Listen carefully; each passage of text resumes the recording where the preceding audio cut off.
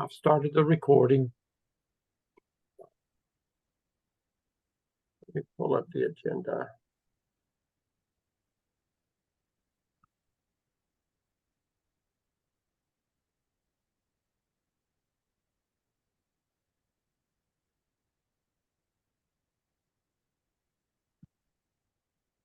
Can you see that, Dr. Revis? Yes. Okay. I know my name's Dr. Revis. Go ahead and just welcome everybody, if you would. Okay, welcome guys to week 12, and it's so exciting to be here and to see you finishing up your last big task for the semester. You still have a few little requirements that you have to do that we talked about last week and that are listed here on your agenda. We have thoroughly enjoyed working with you this semester and just ask everybody to try to finish strong. So with that said, Dr. Stedman, do you have any comments about the AAPTEL Task 3 that came in for you Sunday evening? I do. Dr. Revis, for the most part, I would say that they came in strong. The first time I mean, there was some minor stuff that we had to fix on it. There's a few of you that you fell off the turnip truck and you need to get back on the turnip truck. And don't you can't backslide towards the end of this class, and you know who you are. So all I'm going to say is, you need to get your stuff in order, and you need to do what you need to do, and that's all I'll say about that. Dr. Revis, as I think back over task 3, and I'm trying to, I really am trying to think, you know. What will that evaluator look at? I looked at organization. I made sure that and if I send it back, I said, make sure that it's not organized well enough, or there's some things that you need to fix with this. I looked at the narrative work in each of those areas to make sure that they were comprehensive enough, or what I felt was comprehensive enough. And you have to make sure that, and Dr. Revis and I, we're going to miss something sometimes. So that's why it's important for you to do your own self-evaluation, or go back and look. And that's why it is so important that you take the peer review process so seriously. That peer review process has a dual purpose. First of all, it helps you to learn how to script and to provide effective feedback to someone else, which you're going to have to do as an administrator. And secondly, it gives you a chance to look at how somebody else is doing something, and you can compare. You can say, well, I didn't do this. I need to go back and I need to look at it. So that is a part of your self-assessment when you look at what your peers are doing. It either validates that you've done everything and you're comfortable with it, or it's an opportunity to say, I need to go back and I need to do this. When you look at the growth plan, it can't be a one-sided growth plan. You've got to make sure, and if you go back, and I'm going to bring something up in just a minute, but you can't camp out in just one area. The rubric clearly says that you've got to touch all those areas. I mean, they're there for a reason. And if you don't do that, then immediately your evaluator is going to say, well, they didn't cover that. And automatically, if you have a 4, it's going to bring it down to that next level. I mean, they have a checklist, Dr. Revis, that they go by, don't they? And if it's not, it's either there, or it isn't there. So, so make sure that, for this, and then for your future work, that you look at what it takes to be a 4, and you work backwards from that. That's where I start. Now, Are you always going to get a 4? Probably not over the course. I mean, but that's what you strive for. Uh, you know, uh, you want to be accomplished, but if you're proficient, then be happy and move on. And anywhere in between is you're still doing um, good passing work. But we're going to strive to tell you what it gets to be. However, when it gets to that evaluator, we can't think how that evaluator is going to think. We try to, but And some evaluators will give you feedback if it's below a 4 in an area. Some will give you feedback, some will not. right, and we have no control over that. Honestly, we can go into Taskstream and we can look at things, and it helps us when we see that feedback if it's there. It helps us because it lets us know that there might be an area that we need to be more aggressive with, or push it more and just put it out there more. But just use it as a growing and learning experience, and you don't stress over. Move on. As long at the end of the day, just remember, Dr. Revis and I are going to give you your final grade. And if you're doing what you're supposed to do and you're turning your work in on time, and you're 99% of you are going to get an A out of the class. If you do what you're supposed to do and you turn it in on time. Am I right, Dr. Revis? Right. Now, if you don't, then we have to look backwards from an A, and we have to, that disclaimer is in there where the grade is. We said you may have the points, but if you haven't done what you're supposed to have done the whole semester, is it fair for Amber to turn her work in on time every week? Is it fair for Alicia to be timely with everything that she does, and then somebody else 3 days later they do what these two ladies have worked hard to make sure that it's on time? That's not fair, and we have to go back and we have to reflect that in the final grade. And it's not a good practice. You've got to remember, you said you want to be an administrator. Guess what? If you don't get your reports into the superintendent on time or to the district office on time, guess what? You're going to be in trouble. Those of you that are already at the central office, and some of you are, you know that when your superintendent needs something, you don't beat around the bush to do it. You get it done. And that's the way you should treat this program. Just when you submit something to Dr. Revis and me, or to your next group of professors in the after Christmas, you should treat this just like you were a principal, just like you were in charge of a school, and you should take it that seriously. So make sure that your growth plan thoroughly covers everything, and make it look. I sent some back. I said it does not have that professional look to it.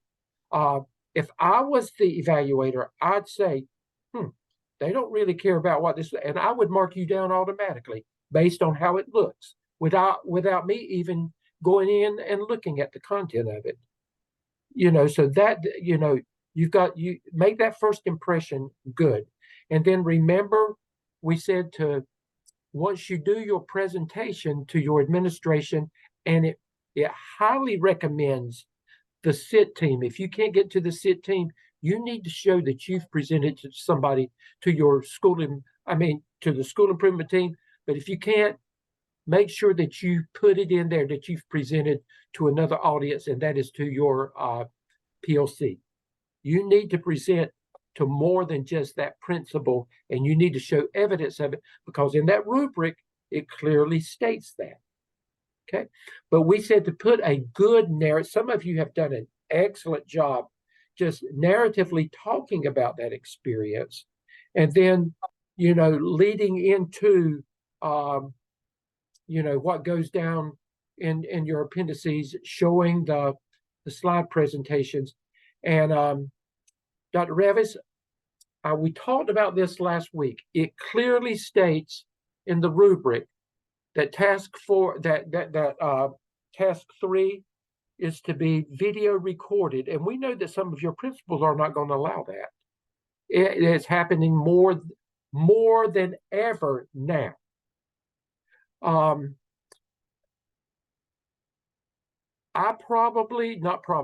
would, and if those of you that have already submitted, it's too late now. This was just Dr. Revel said I talked about that today. I probably would put a disclaimer in there and just say that my principal will not allow would not allow this to be video recorded. However, I would make sure that if there were pictures of me presenting, the principal didn't want it in there, I would have my picture in there and I would point out. And somebody even pointed out, they said, this is me presenting, and that's my principal over there in the upper left-hand corner.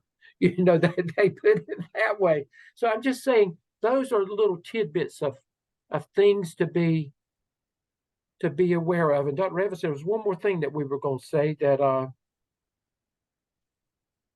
Well, I just think that today when we were talking about last spring, we had an evaluator that consistently marked our students down when they didn't do a video recording. And I know when we talked last week, we told you don't worry about it, but you know, now we're telling you that if you haven't already had your presentation, ask your principal permission to video record. And if they will not allow it, then put that disclaimer in there. And again, we're just speculating. We don't know. We're just trying to look at why, so that we can make sure that you don't run into these kinds of problems. I will say that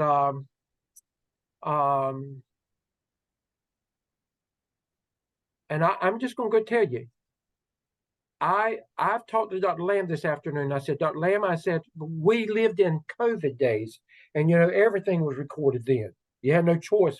But so that was no problem then. But we're living in you know, post-COVID now, and you know, things are a little. And again, we just know, we don't know who it was. We just know that there was, for the AAPTEL, that it seemed to be more consistent with the AAPTEL, Dr. Revis. Am I right? Right. And I hadn't even thought about that until I thought about it today. I said, you know, I don't want to run into these same problems again this time. And again, there's no assurance in that.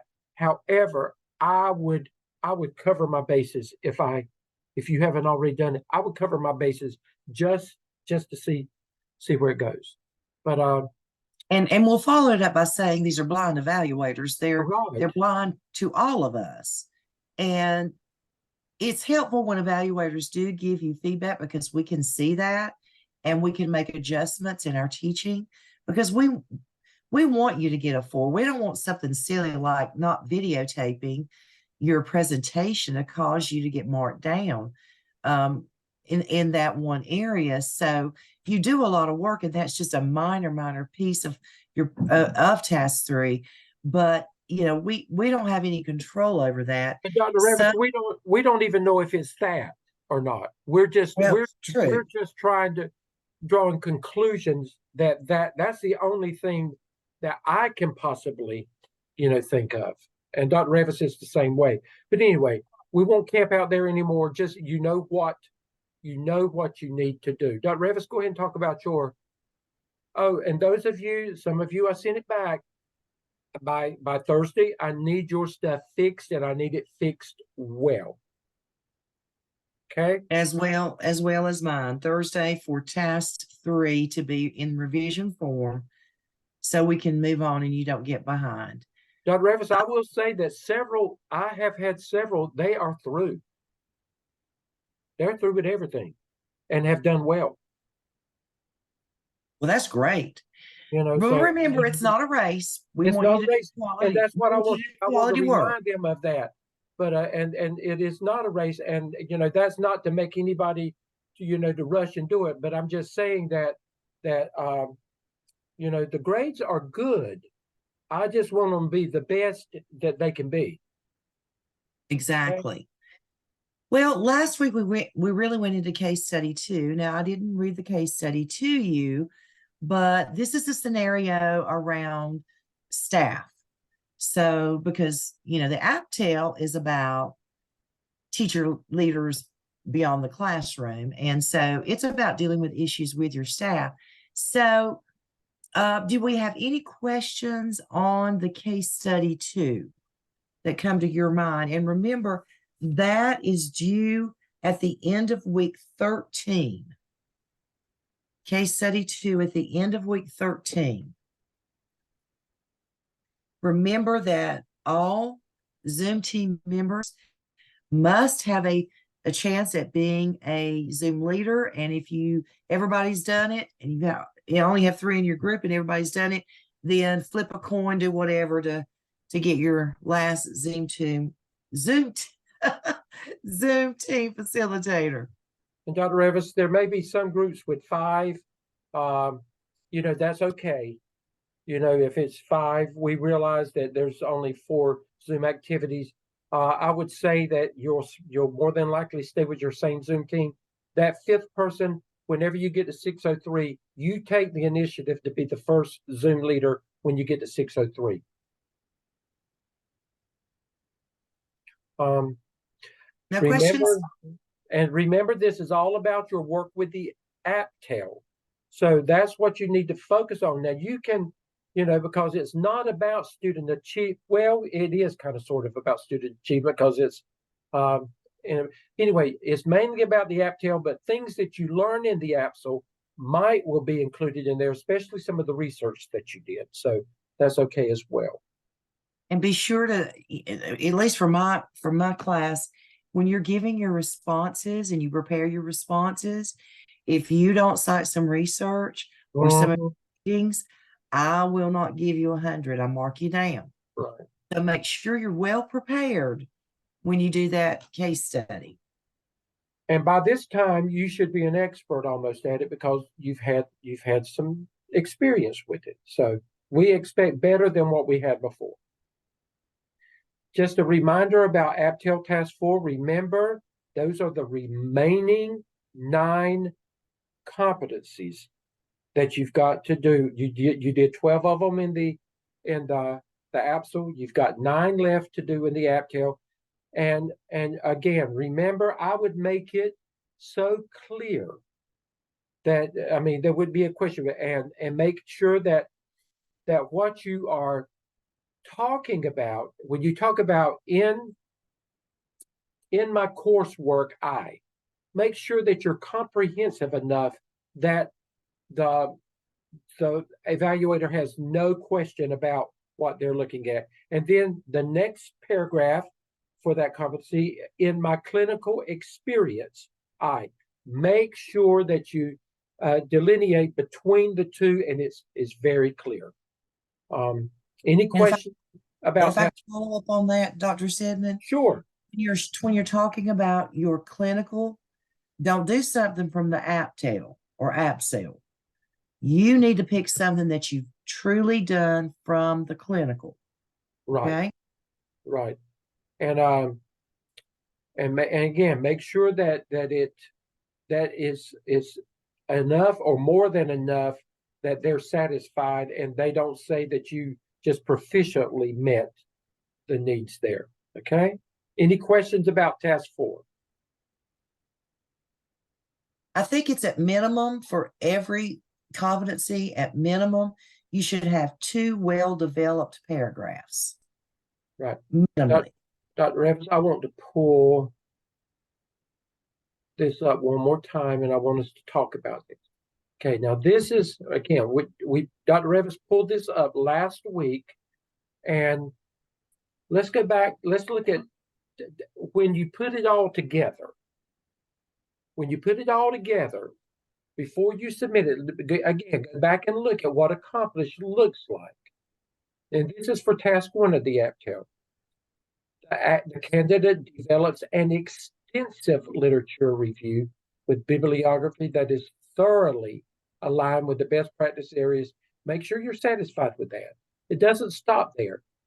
And you've got to have this. So when when that evaluator has their checklist, they're looking at this, they're looking at this, they're going to go to the and, they're going to look at this, and they're going to look at this. Am I right or wrong, Dr. Revis? And if So look any, at all. If it says and, if any of this is missing based on what they're looking at, any one of them, guess what? They go backwards and they come here. This is an automatic 4. This is a 3 right here. Okay? So they're going to go backwards if they see anything missing here. So make sure, do your own checklist and make sure that you are satisfied that you've done what you need to do. Let's go to task 2. That's where you did the gap analysis and the needs assessment. Dr. Revis, talk about that one. okay, on this one, can you scroll back up to the top just a little bit? Yeah, there you go. Remember, this is where you had to reiterate a little bit about your research, just summarize your research. And then you took your data that you collected from your survey and your walkthroughs, and you started putting that data and comparing it to what the research says. And, there it says, candidate exceptionally describes the data collection strategies and findings. That's why we had you add that section at the beginning. Candidate thoroughly cites best practices. That's where you have to go back and summarize what you did in your literature review, and then strategically analyzes the gap analysis. Guys, we're not trying to be redundant here or work backwards, but in from 603 on, you're going to have to take this rubric and unpack it yourself. So we're just trying to get you to draw a parallel to how we took this rubric and developed our helpful hints, because you're going to have to do that on your own in 603 and 605. Okay, and let's go on while we're here. This is the task that you're working on this week and completing this week, finishing up this week. Now, this is where, and again, is we can only form an assumption. The candidate works with others to create a video record. Some evaluators, as long as you've got pictures, or most of them, as long as you've got pictures, you've got the PowerPoint presentation, the slides, you've got the narrative work there, that is not a problem. However, we are assuming that it may be a problem with one evaluator that anyway. So do what we said to do. If you still have not submitted, just to be on the safe side. That's all we can do there. And if you can get it recorded, then by all means, just get it recorded and put your pictures in there too. Okay. So and then you're addressing all the prioritized needs developed in the prompt for task 3. The plan includes, look at this word, all of the following. And again, any evaluator could look at it and they could feel like, I mean, I could think that you've got it. Dr. Revis could think that you've got it. But when they look at it, they may not see what we see. We're hoping that we hit the nail on the head. But there, look at this. Okay, all 5 of these areas, they are going to look at them. Now, if they're doing what they're supposed to do, and they seem to be doing that, any one of these areas that would not be addressed in your plan of action, guess what? You automatically go back to here. Well, actually, on that one, I think you automatically go back down to a 2. Yeah, it would, and that chances are that they would send it back for to be redone or whatever, and we don't want that. Look, and multiple. Is it one? Is that? Would that be just one thing, Dr. Revis? No. Would it be 2? 2 or more. Could it be 2? Would you? if it were you submitting your work, would you be satisfied yourself with two things, knowing that it's going to go to? I would have at least three if it were me, because I would not. I would have to know. But anyway, multiple uses of digital tools and or technology, and there's many ways that you can do that, and just make it evident. Your PowerPoint presentation, that's one of them. Your Qualtrics survey is The another one. Qualtrics survey is another one. Some And of you do again, digital walkthroughs. digital walkthroughs. When you Mhm. pull your when you pull your graphic organizers or the data from things, you're using technology to get all of that. And your research, that's a form of technology. But I just make it clear that you have not missed a beat on any of that. And then finally, Dr. Revis, what we're going to talk about, what we just got through talking about with task 4. Right. Extensively analyzes aspects of course content and clinical experiences. And the reason I make that distinction on your clinical experiences is this is the first semester that we have allowed you to count any of the work of the AAPTEL or AAPTEL with your clinical. And evaluators are going to want to see clinical. Okay, so make sure it's true clinical work, not related to the work you do in the AAPTEL or APSL. Okay. Any questions from anybody about those 4 tasks? And I know we're going to come down to it in just a minute, but while we're there, let's go ahead. Does anybody have a question about putting task 1 through 4 together into a final document? You know what that needs to look like. Any questions about that? You know that you've got to have your header page with your name here, with evidence 2 on there. You know that you've got to begin with your school profile that you used with the APSL, unless you're at a new school or in a new situation. And then it follows the same format with task 1, 2, 3, 4. Then remember your reference section, that you pull them all together into one reference section for the AAPTEL only, and then your appendices, appendices, appendix 1. You know what to do there. Any questions about any of that? And if I could just make one statement about a commonly missed thing is numbering your figures. Of course, in the AAPTEL, it starts over. Your first figure is figure 1, and they run consecutively throughout. Guys, just take a moment before you submit it to make sure your figures are running consecutively throughout. Okay, Dr. Revis, you'll pick up with the task string. And I know that we did this last week, but we need to yes. say it again. And that brings us to Taskstream. You can go ahead now and do the School of Ed dispositions. Then you need to work on your 9 remaining competency artifacts and descriptions for your competency folio and your remaining internship requirements. And make sure that you're, Dr. Stedman, do we want them to take their log from the first half of the semester and make it one continuous log for the semester, correct? Yes. Let me say that again. Take your mid-semester log that we had you to submit, and you're going to add to it so that you've got a continuous running document throughout the semester and total at the bottom 200 hours. If you don't total it, I'm sending it back. And if it's less than 200 hours, it cannot be accepted.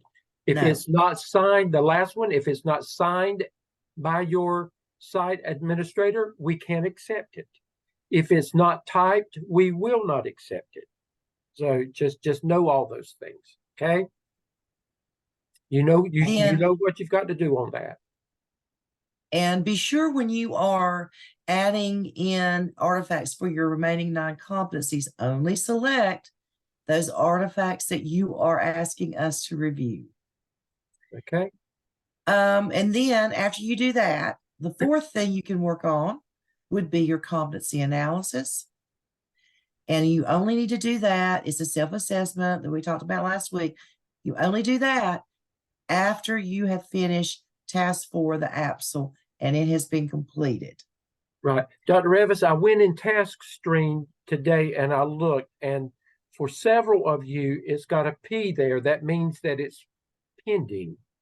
If it's the School of Ed dispositions and it's a P there, you probably think that you submitted it for evaluation, but you didn't hit something right. So go back and look and make sure that that you have submitted it. If you haven't gotten a response back, because I actually cleared some today for Dr. Lamb on there, and so when I got through, it immediately sent it back to you, a report back to you that it had been done. If you've submitted it and you haven't gotten a report back, unless you submitted it, sometime today, somebody may not have looked at it, between lunch and later on today. Give it until tomorrow. But if you've sent it before then, it should have been cleared. And if not, that means it's pending and you haven't submitted it for evaluation yet. And there's nothing we can do until you go back and fix that yourself. Okay. Dr. Revis, I want to okay, week 11's done. Now this week, let's look at week 12. And we went back and we fixed this in Blackboard to coincide with what we talked about last week with the minor adjustments that we made. So we went back and we fixed that. So for this week, at a minimum, the only thing that you have to submit to us is AAPTEL Task 3 for final grade by Sunday. However, we need to see it for a final review by Thursday of this week at 6 o'clock. Don't send it to us, on Sunday and expect us to give you the feedback to be able to get it in there, for great. It should be. And honestly, if we give you the feedback and you fix it, there's no reason you can go ahead and submit it in there. And I would hope you would put it to the AAPTEL assignment Dropbox. And we're going to tell you to go on and do task 4 and go ahead and get task 4 knocked out. You don't have to wait until next week. You can go ahead, and many of you have already done that. Let's look at now week 13. Now remember, we're not coming online as a class next week. However, Dr. Revis and I are going to come on at 7 o'clock. We're going to stay on here no more than 30 minutes, unless there's students on here and we need to stay on. But if we don't have anybody when it comes 7:30, or if people are gone, we're gonna sign out, okay? But we'll be here at 7 o'clock on Tuesday to help anybody that needs help, or if you have a question, even though we're not coming on as a class, okay? And then we'll stay on as long as we need to, but we're not going to stay on any longer than 7:30 if nobody's there. Because Dr. Revis and I talk every day anyway, we can't say but so much to each other. But there's no Zoom class next week. This is the time that we've set aside for you to work independently and to work with your Zoom team. Get these things done that needs to be done. Knock them out. And I would assume, Dr. Revis, for the most of you, you should have the majority of your work cleared by the end of week 13. I would think so, at the most. Dr. Revis, talk to them about what we expect with AAPTEL Task 4, since there is not a peer review on that. Okay, so the time frame for the task 4 is a little bit different than what we've used before because there are no peer reviews. You should submit task 4 for instructor review no later than Thursday, November 16th. Okay, that's in week 13. Thursday, November the 16th by 6 p.m. We need to review it so that we get it back to you, and then you can put it in the final Dropbox immediately because you've got to get all the way through, put all 4 tasks together, submitting to turn it in, getting approved for that, and then to Taskstream by the end of week 13. Right, and that's what you see in the blue there. That's the reason for the brown, because of the blue. Okay. So just remember, now it's a little off our schedule and off our routine, but we're getting ready to put it all together. So, as soon as you get the go ahead, you keep going. You keep going. And then I went ahead and I put week 14 there. And this is what Dr. Revis has just finished talking about. And this is everything that needs to be completed for the in Taskstream. Your final competencies for the folio, your final internship log with all of the 200 hours with everything that we've talked about, your competency analysis for evaluation, and the School of Ed dispositions must be completed no later than that. And that's the end of week 14. And when is our town hall meeting with Dr. Lamb? That will be I think it's week 15. I think it's week 14. Let me hold this a minute. Somebody else may have seen that. Let me pull this up in. I got my other computer up. I should have put that on there as well, and I didn't do that. I didn't even think about it. Is it week 15? It's week 15 is on that Monday. Thanks, Dina. It's that Monday. It is that Monday at 7 o'clock.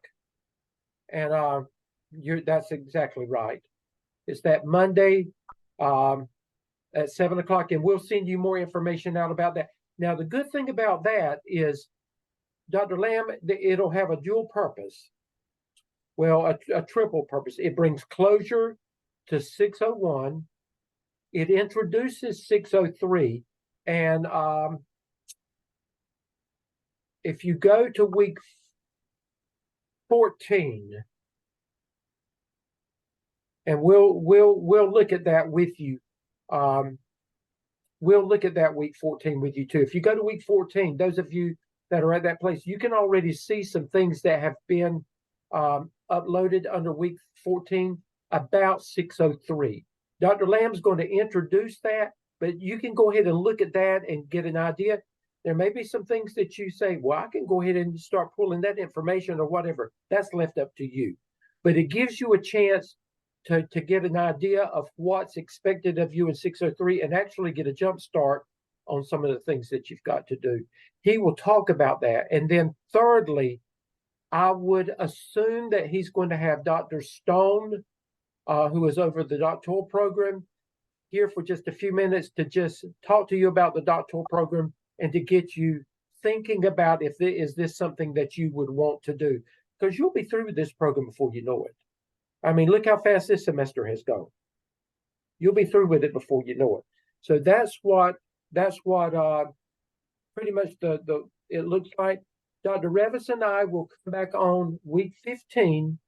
We'll come back on again at 7 o'clock for those that decide they want to show up and they may have a question, or just, for us to chat for a few minutes and just talk and, talk about our experience. I'd love for all of you to, and, for us to be able to to say goodbye to you and to wish you the best and everything. But if you've got other things to do and you can't, then we understand. But again, it won't last long. But we'll just come on really to say goodbye and to tell you how much we've enjoyed you. And one more reminder, during this program, every semester, you're going to get a request or an automated generated email to evaluate your instructors. So if you're in my class, you've got an opportunity to evaluate me as your class instructor.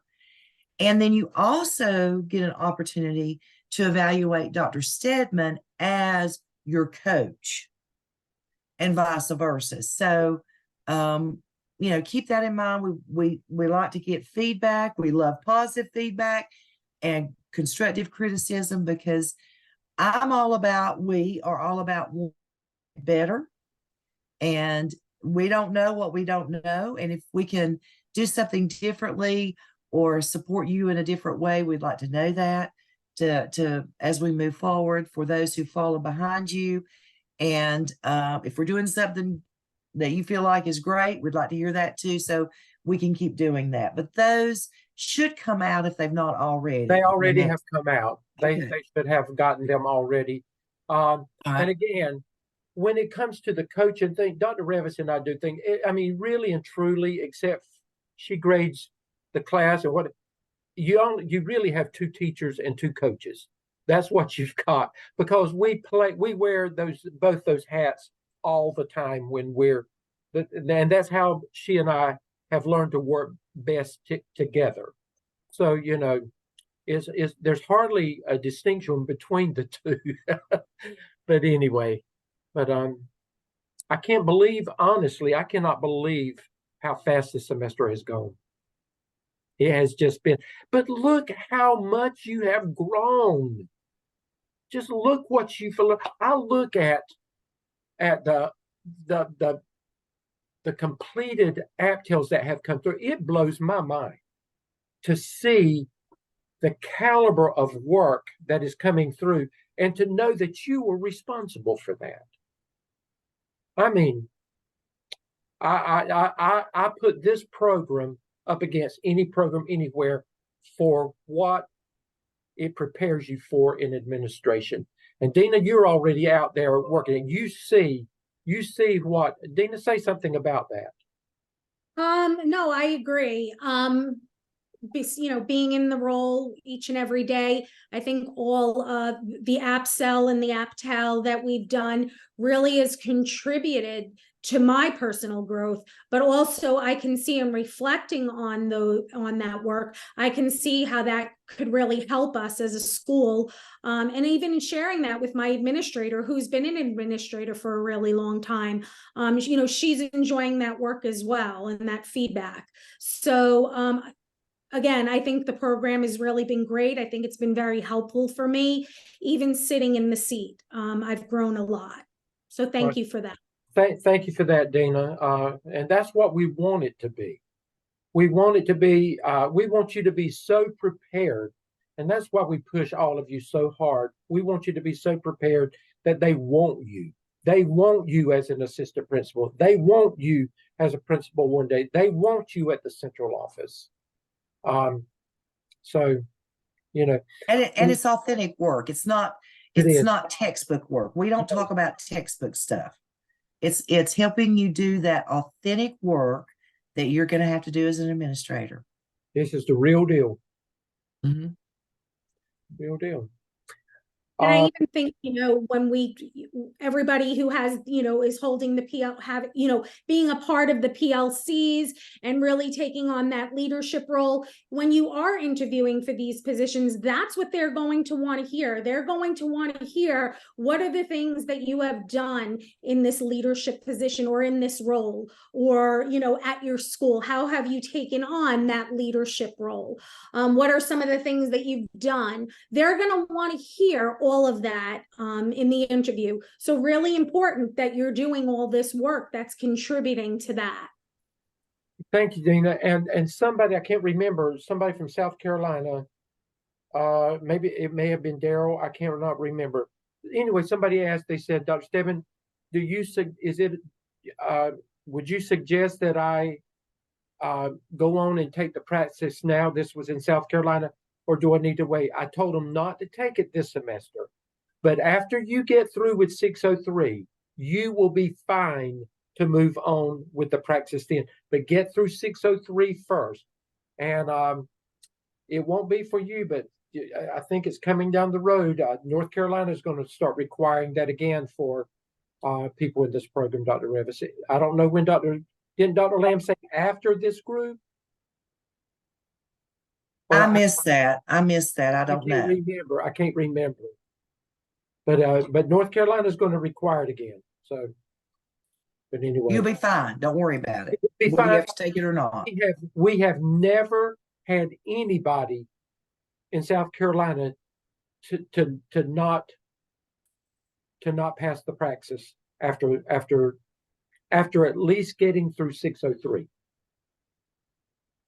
ever. So you'll be fine. But wait until 603.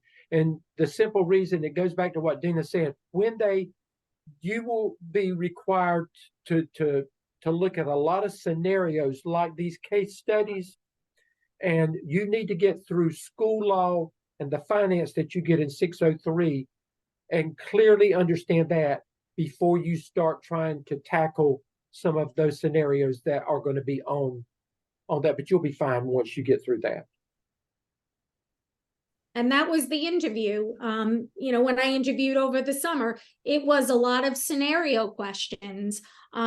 So those case studies, really look at them and really, carefully think about, what's occurring in the case study, the questions, because once again, that was a huge part. I would say 85% of the interview was based just on scenario questions alone. And again, thanks again, Dina, and all of you, you've got your research talk the research, just say, the seminal researcher, Richard DeFore, you make sure that when you're talking about professional, that you talk about the research that you've learned. And, and again, Marzano's, you talk the language, put it out there. And let them know how smart you are. Dr. Revis, that's it. I think that's a wrap, guys. Again, we won't see you next week. So if you have questions, email us. Let us know what we can do to support you. I encourage you all to make a commitment to finish strong. Okay, we have Kizzy has a question, and Alicia after that. Kizzy? Hey, I think I did something wrong with the School of Ed disposition. Like I submitted it, but it had like a box where I could add, I think, like some type of evidence or some type of notes or something. Was I supposed to add something there? No, you don't do anything, but just check one of the bullets. I thought so. Okay, so I did everything correctly. Right. Thank you. And again, remember, if you go, if you exceed, then you've got to put an artifact in there talking about why you exceed, or if you go below, you've got to say why. Okay, thank you. Okay.